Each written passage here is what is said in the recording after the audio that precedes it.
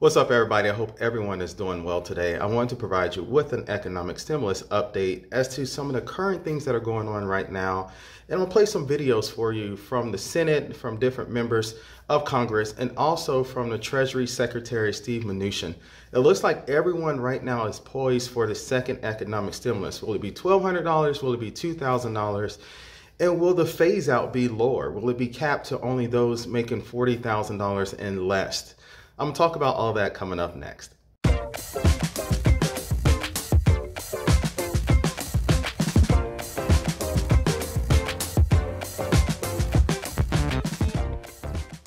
Hello everyone, my name is Paul Zachary Shelton Jr. and I'm the Chief Investment Officer of Warwick Shore Advisors.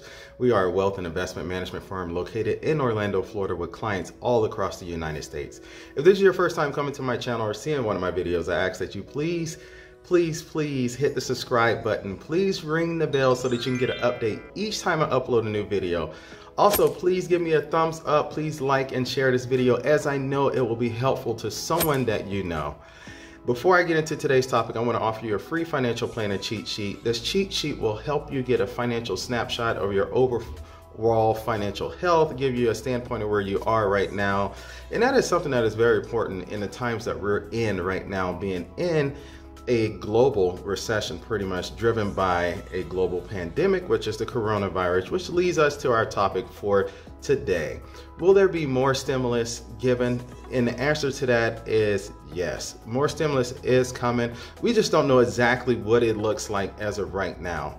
So I'm gonna play a couple clips for you, and then I'm gonna go ahead and dissect each one of those clips coming up next and give you my feedback and my timeline and when I think things are gonna play out. There's actually a study in the last day that shows that 2/3 of workers that were laid off are now receiving more than their prior earnings because of those expanded benefits. So will the technical fix be a cap on those benefits at 100% of whatever that worker was making before? You can assume that it'll be no more than 100%. So yes, we want to incent people to go back to work. And even at 100%, if people have jobs, we want them to go back to work. So as it relates to the enhanced unemployment, we've been very clear. We knew there was a problem with enhanced unemployment in that certain cases people were paid more than they made in their jobs. That was a technical fix. We were in emergency. We went along with that. We're going to fix that technical fix. We're going to make sure that people are incented to go back to jobs. I've heard stories of where companies are trying to get people back to work and they won't come because of the enhanced unemployment. But we'll fix that and we'll figure out an extension. You open it all to extending the unemployment benefits that expire? I don't think it's productive to extend the added money from the federal government. We're finding numerous people, I've had conversations with Democrats on the other side of the aisle from their own constituency hearing it as well, that it's becoming a hardship for individuals to be able to go back to work. I think the greatest incentive here is let's help people get back to work in a safe manner. Let's make sure the resources that we put in, which were very productive when it goes to the NIH. The 600 expire in July, and are you open to another round of direct payments? It's a good question. Yeah. Unemployment is extremely important. And we need to make sure for those who are not able to recover their jobs, unemployment is adequate. That is a different issue from whether we ought to pay people a bonus not to go back to work. So I think that was a mistake. And we're hearing it all over the country that it's made it harder actually to get people back to work. So it appears that there is somewhat of a disconnect within the Senate itself, within the Republican Party, when it comes to unemployment and when it comes to the next economic stimulus. The biggest problem has been that Congress feels that there's a huge disincentive with the amount of unemployment income that is out there for individuals to go back to work. So one of the things they want to do is, create an incentive for those to go back to work, and that's pulling away the unemployment income, or at least significantly tailoring it down to whatever number it is going to be. As of right now, we know the federal unemployment insurance level is $600 on top of what the state level unemployment insurance is. There's no appetite right now to keep it at $600, and with many Republicans in the Senate, there's no appetite to even extend it, given the fact that it's going to end coming up very, very soon at the end of this month. So there's kind of a stalemate right now, but Majority Leader Mitch McConnell, he really wants to provide more stimulus out there. And not just more stimulus, he's really kind of inclined to increase the unemployment scenario, at least in a strategic manner. And that is what it looks like they're trying to do more so now. Instead of just providing blanket checks, blanket stimulus, and blanket help to everyone all across the country, they really want to focus in on a key area. One of the things that Mitch McConnell said is that he really wants to focus on those that are making $40,000 and less, because primarily those are the workers that are in the hospitality industry. Those are the ones working in hotels, restaurants, and things of that nature that were unemployed, lost their jobs, and are more than likely still unemployed.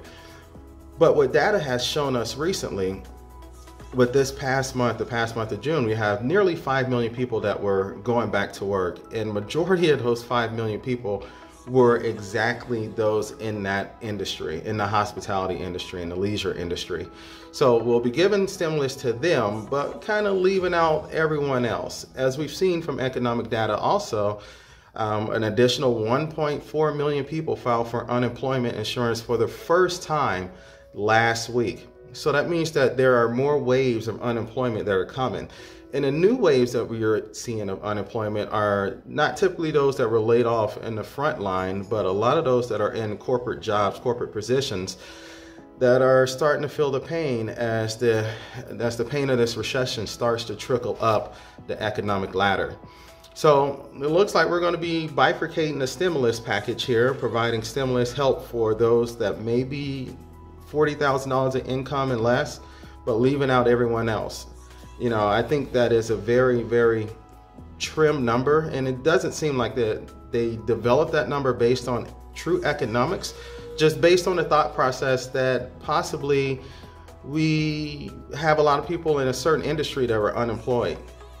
But I know many people that work in the financial industry that make $42,000 a year, so they would be left out, and they are also unemployed. There are many people that work in several industries that you would not consider the essential services, but they're making right at $45,000 or a little less than that, and they will not be counted in this economic stimulus. Also, those that are making $50,000, if you're living in certain areas of our country, that's not a ton of money with the amount of inflation that is out there and the cost of living that is out there. $50,000 for someone living in New York City, living in Miami, living in San Francisco and other areas is not, you're not raking it in, especially if you're unemployed as well. So I think attaching a salary number to the next stimulus may not necessarily work. It can work, maybe we can start the phase out stage at that, but if you say we're going to cut it off completely for everyone below this number, that cuts off a lot of people that are in need. What's the difference between 40,000 and 41,000? What's the difference between 40,000 and 75,000? Was 75,000 was the limit, or was the breakoff point under the CARES Act. So there's still a lot to be said about that. Secretary Steve Mnuchin is really on board with extending unemployment, as you saw from the video clip, but they just don't have exactly how they want to do it. He believes that more payments should go out to individuals, and unemployment should still be available to provide them relief going through these tough economic times that we're in. Please stay tuned. I'm going to continue to provide you with updates throughout the weekend as there's more data that is starting to come out, and it's coming out on more of a rapid motion, or I should say a rapid succession, as Congress is really honing down and trying to beat that July 31st deadline.